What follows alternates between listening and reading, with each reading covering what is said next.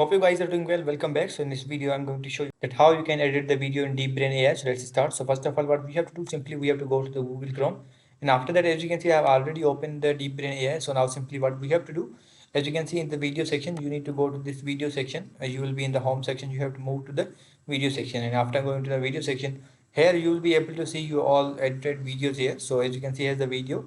I have edited this. So if you want to edit this, then simply you have to click on the edit, or if you want to download this, then simply you need to hit the download. I have already downloaded a video. Let me show you that how does it work. So let's play the video and see the preview. So as you can see, this is the video and this works like this. So if you want to edit this video again, or if you want to edit this the new one, you can also do that. So I'm going to click on the edit, and as you can see, the people is here, the character is here. Now a description is also provided here.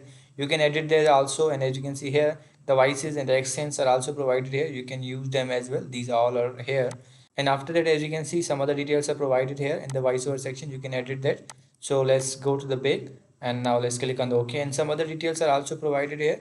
All the things like the model, text and caption, all the things are provided here. You just need to edit them. So I hope you guys understand this video, that how you can do this. So see you guys in the next video.